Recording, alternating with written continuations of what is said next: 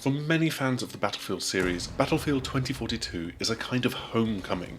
This is a return to the modern era of warfare that really defined the series from Battlefield 2 all the way through Bad Company and onwards to Battlefield 4. However, this is much more than just feel-good gaming comfort food for shooter fans. It's an ambitious step forward for the series to feature its biggest battles yet. With the game having been recently delayed until a November release date, the Battlefield 2042 open beta was also pushed back. It kicks off today for those who have pre-ordered the game and on Friday for everyone else, as DICE look to stress test their server infrastructure. We've gone hands-on with this ahead of time in a preview session to get you some early thoughts and opinions. We're playing on PC, and because our Vega 56 graphics card really isn't cutting edge anymore, we dialed things back down to medium settings in 1080p, which is more than good enough for getting 60 FPS through this. Right off the bat though, the scale feels impressive. The Orbital map that features in the beta is far from the largest in the game.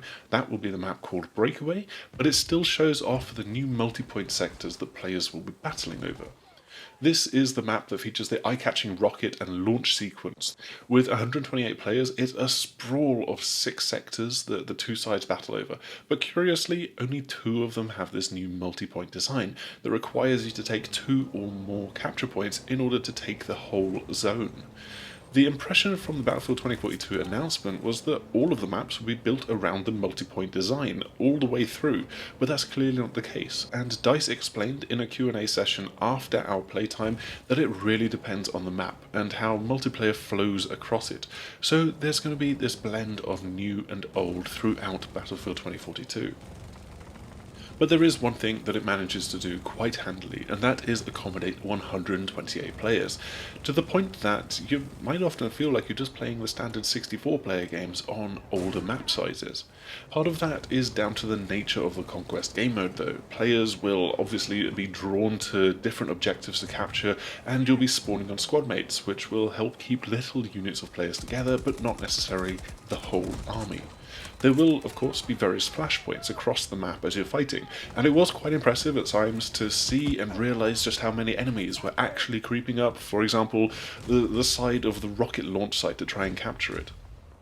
Speaking of which, that rocket launch is easily one of the biggest spectacles on the map. It sits down at the end of a long, wide strip of flat tarmac from a similarly huge vehicle assembly building that contains a second rocket. Both of them have got zigzagging stairs up their sides that then provide sniping vantage spots at the top that old-school Unreal Tournament players will naturally gravitate towards.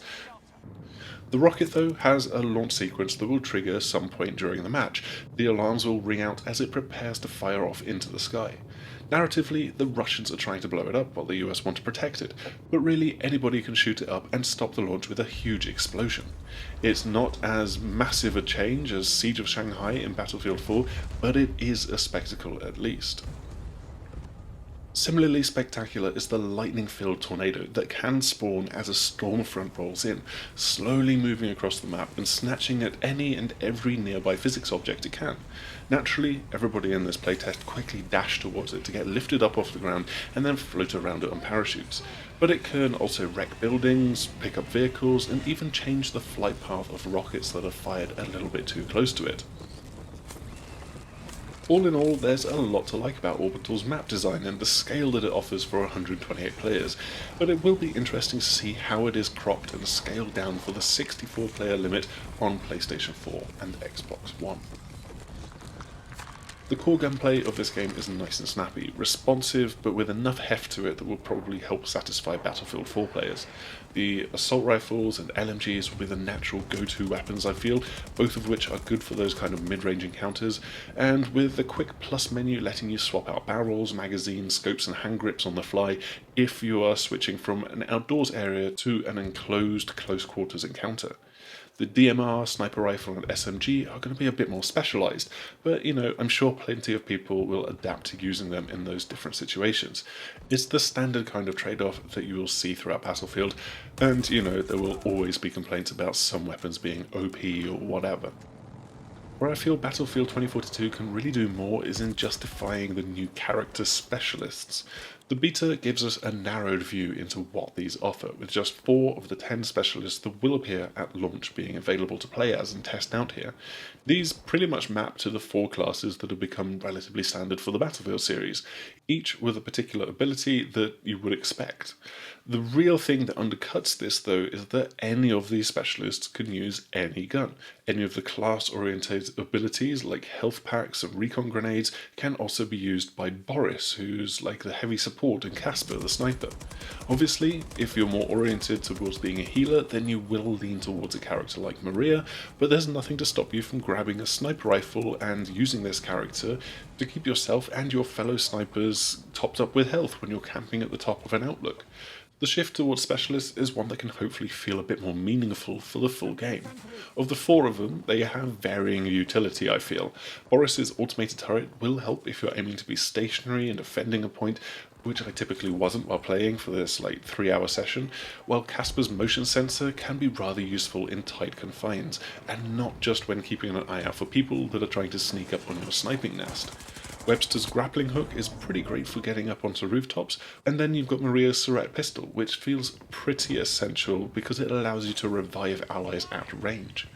It's a bit of a shame that that is a little bit buggy, but that's to be expected when this is a months old build that DICE had to branch off from the main development path.